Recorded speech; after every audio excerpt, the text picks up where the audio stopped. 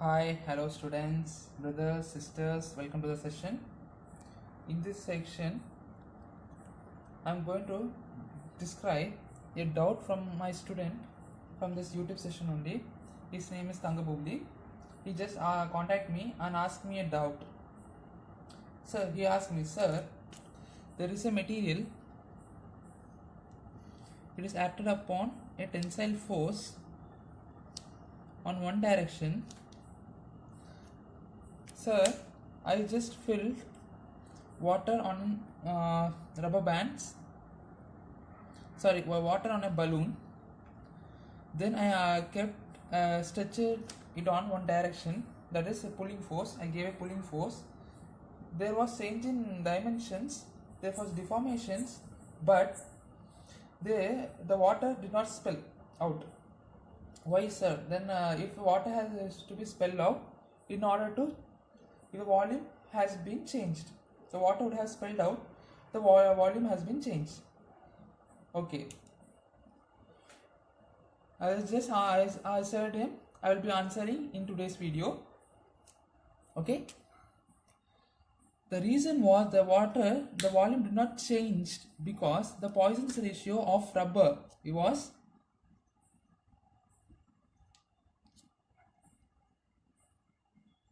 for rubber material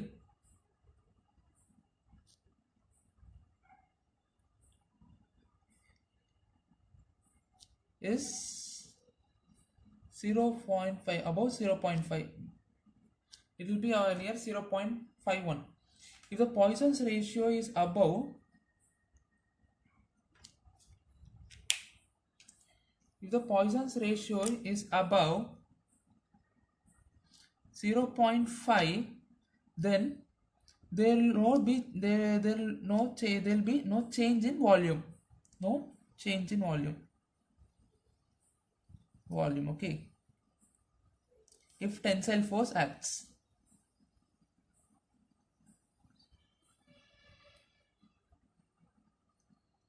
Okay, but if the Poisson's ratio is below 0.5, then what happens?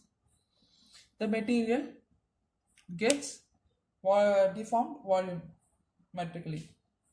There will be volumetric deformations. Okay, is less than 0.5. If mu is less, it's out of screen, I think. Students, there was a technical issue in between the video. I was going on saying, and the video was stopped there.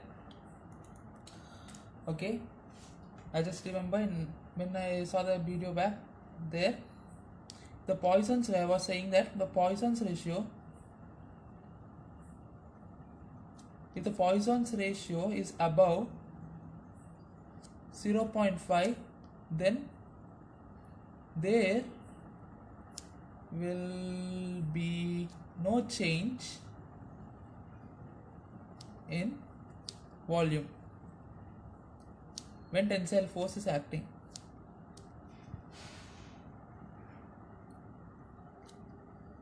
Acts if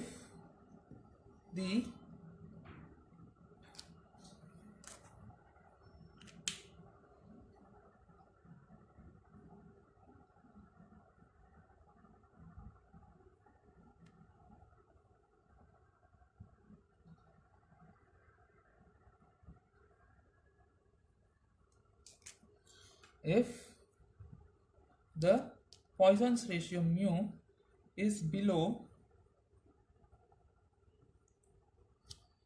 0.5, then there will be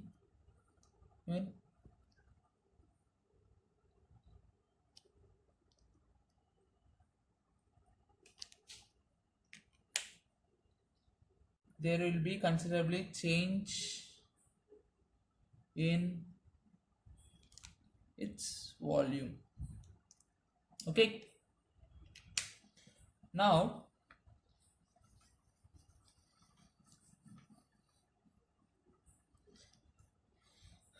friends, mathematician, physicist.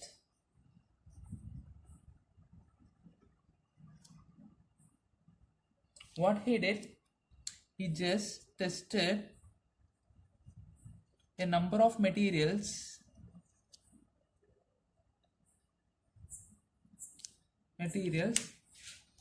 let him just as all materials such as stainless steel, mild steel, cast iron. He took stainless steel, mild steel, cast iron. He even took aluminum, rubber, all materials, etc. and etc. What he did, he took the material, loaded it tensilely, and just watched the longitudinal strain and lateral strain. Okay. Then equated it. Then for all materials, he was equating lateral strain with longitudinal strain.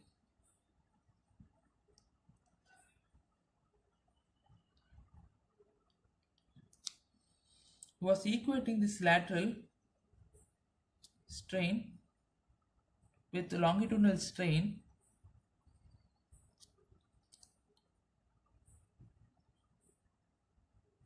He was dividing this with this. He was getting a common ratio for a particular material, such as steel. He got 0.2827 to 0.30. For cast iron, he got 0.21 to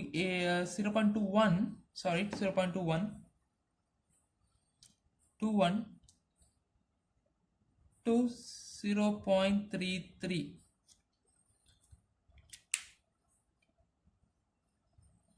He took rubber, then loaded it tensilely. He got mu greater than 0.5, it will be 0.51. Till now, the rubber material has the highest Poisson's ratio, 0.51. Okay.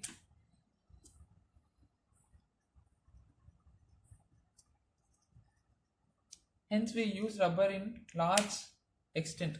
Nowadays we are using you can see rubber in rubber bands, balloons, balls, even in slippers, some shoes, belts, etc. and etc. Okay. The Poisson's ratio, usually he identified that discovered that Poisson's ratio lies between 0 to 0.5. This comes little bit in 0.5 range. Okay. Now in recent studies, we found a material, discovered a material, or made a material called OX6. Okay. This particular material has a Poisson's ratio of -1. This is the only material having Poisson's ratio that having negative Poisson's ratio. Okay. This material is used for making armor. This has a great energy absorbing strength. This material has a great energy absorbing ability.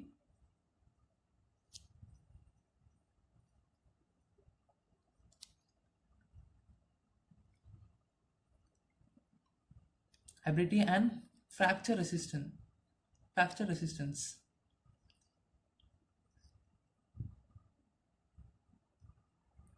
To a great limit. What is fracture resistance?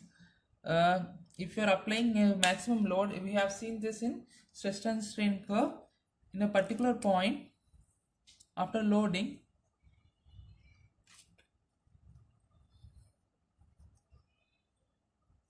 the material breaks. This is called the fracture point. This has a great fracture resistance, and that means the fracture point goes on to some extent. More than this, normal materials of rubber, steel, and so on. Cast iron has more fracture resistance than cast iron. Okay.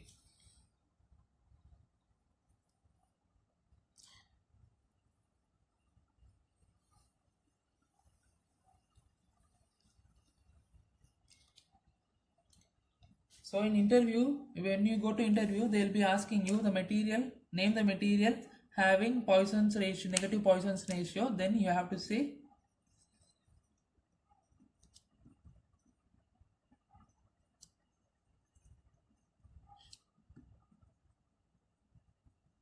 you say OX sticks, then the interviewer will be much pleased with you and will be giving you help you giving you the job. Okay, if you go for a production based industry in armor side, okay, armor production industries, and the interviewer will be asking which material is having more strength, it can take more strength.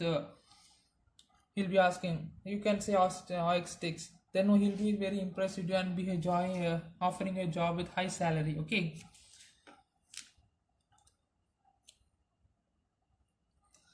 my boys will be so pleased, that will be so happy now that they know an interview question. We'll be discussing some interview questions in middle of the videos. Okay,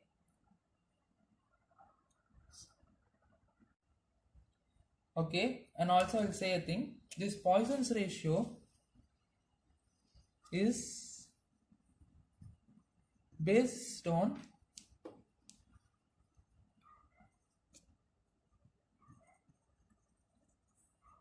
Poisson effect.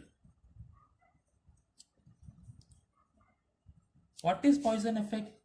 It is the change in lateral strain to longitudinal strain, or the negative transverse strain to longitudinal axial strain. Okay, what is that? If this material is loaded, this is an axis. If it is loaded in the axis, then there will be corresponding strain in this axis. Okay, this is called transverse strain. The strain produced here is called transverse strain. The strain here is called axial strain.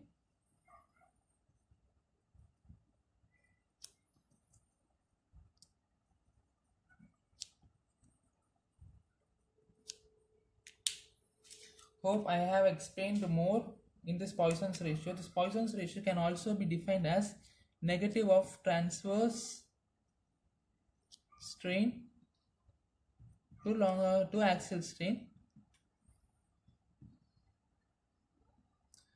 or normally we just studied before that, lateral strain to longitudinal strain.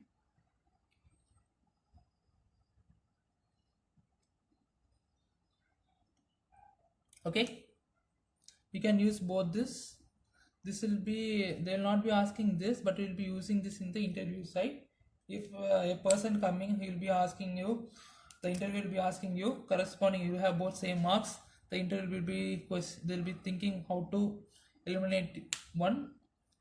Then the interview will be asking a question, what is Poisson's ratio, define Poisson's ratio. A man will be saying, a man near you will be saying this, and you will be saying this.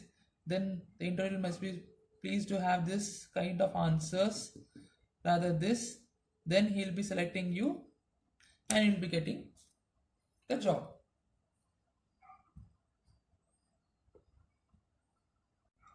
Today let's have today actually I came to study bulk modulus.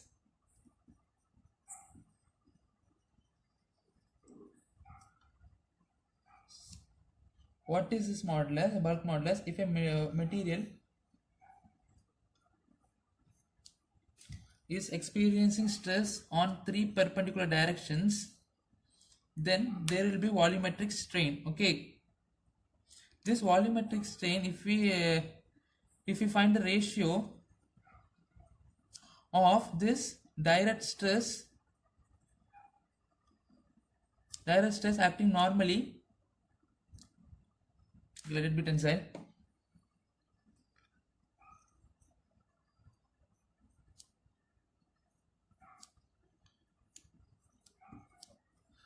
this ratio of direct stress to this volumetric strain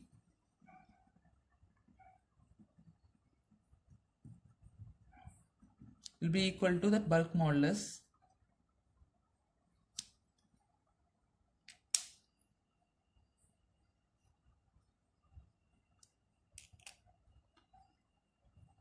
Okay, this ratio is called bulk modulus.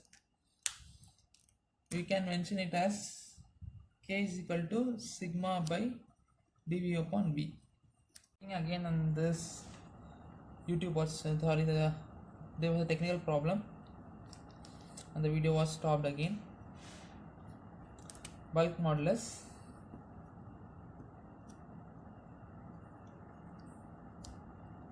there will be change in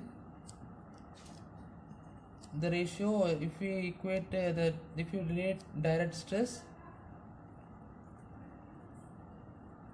to the corresponding volumetric strain, we will get the constant called bulk modulus. We are going to find an equation relating E with K, Young's modulus with bulk modulus today. Just see that. Let there be an material, cuboidic material, cube, okay, this is a cube, be a cube,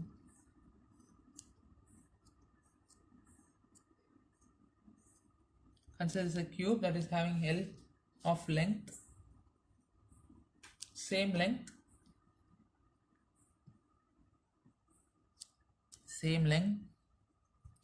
on all sides, that is only called cube, and it is acting upon an equal stress on perpendicular on all the three perpendicular directions, sigma. It will be a direct stress acting on normally to the material. What happens? Let's name the sides A, B, C, D, E, F, G, and there will be inner side H. This particular side AB will be experiencing a tensile strain with corresponding this plane AEHD. So it's experiencing a tensile strain, so the strain becomes sigma by E. All knows that strain is equal to E of AB, or let it be this E of AB. E of AB will be sigma by E, and this E again the strain AB, this side will be experiencing a compressive strain. If one side is experiencing a longitudinal strain, that is length, if length is increasing, there will be increasing in breadth, depth, and there is also increase in breadth, okay, of a particle.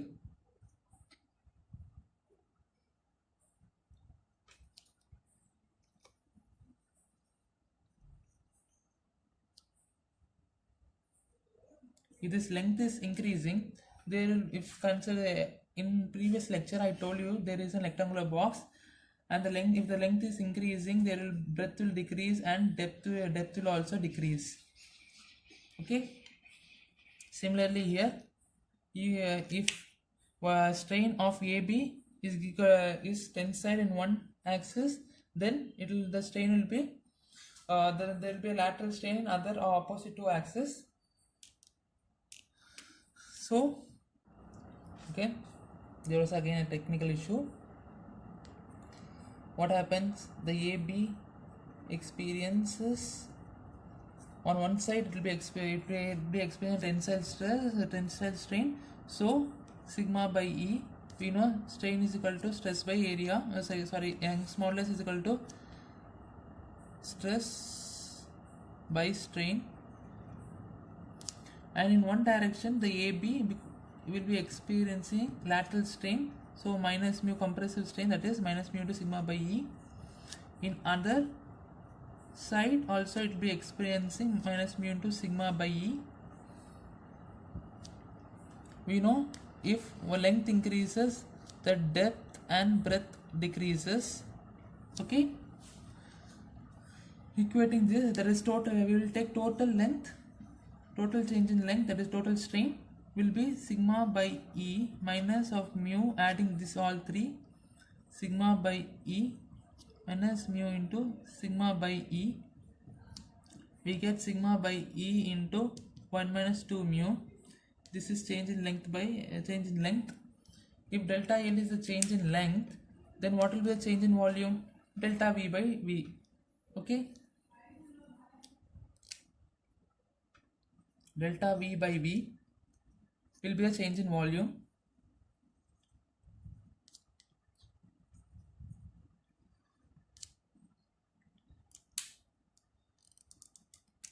We know volume of cube is equal to L cube. Differentiating this, dV is equal to 3L square into dl. We get, bring it down. Okay, not bring it down. Okay, let it be there. Let it be this with equation 3. And the equation 2 we saw V is equal to L cube. This V is equal to L cube be the equation 2. What happens? Divide 3 by 2. We get dV by V is equal to 3L square into dl divided by L cube. L square and this we gone 3LD by L E upon V. We get this equation. Substituting, we got dl value dl by L in previous case, that is, I'll be writing here, dl by L is equal to 3 sigma into 1 minus 2 mu. We got, so not 3 sigma, dl upon L is equal to sigma by E upon sigma by E into 1 minus 2 mu. We'll be substituting that sigma by E into 1 minus 2 mu here. I'll be wrapping this. This dV by V can be changed as change in volume. Okay, we got the relation dV upon, actually there was a technical issue and just forgot where I stopped. Okay, we'll be seeing this. V is equal to L cube. There is a change in volume. dV by V is a change in volume. V is equal to L cube, as this is a cube. Volume of cube is equal to, that is equating the three sides. We get the volume of cube. Here L is the length of the side, so we will get L cube. If we differentiate this, we will get dV is equal to L3L into 3L square into dl. Again dividing this by B, dividing this by equation 2, let it be this equation 2, then this will be equation 3. If we equate divide this equation 3 divided by 2, what we get? dV by V is equal to 3L square into dl by L cube. This L will get cancelled, get 3dl by L. We know dl upon L is equal, we have found a formula, dl by L is equal to sigma by E into 1 minus 2 mu. We'll substitute that and we will get dV upon V is equal to 3 into sigma by E into 1 minus 2 mu. This is a very good, very important formula. They will be giving you Young's modulus, they will be giving you stress, they will be giving you mu, and they will be asking volumetric strain. This will be very important formula. Make micro notes and write this equation. This equation is very, very important for GATE. And what we have got this, we know K is equal to stress by direct stress by change in volume. This formula is very, very important for GATE, and we know the bulk modulus as direct stress by volumetric strain, and we get K is equal to sigma by. There was a technical error due to memory.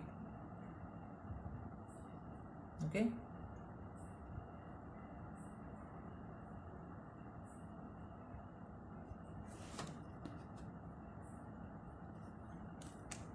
sigma is we get a vacuum modulus as sigma divided by direct stress is divided by volumetric strain. We know sigma and volumetric strain, we know 3 into sigma by E into 1 minus 2 mu. If we divide this both, what we will get, sigma will get cancel, and K we get as E divided by 3 into 1 minus 2 mu. These two formulas are very important for GATE. Please note it and make the micro notes. That's for all today. Bye friends. Bye.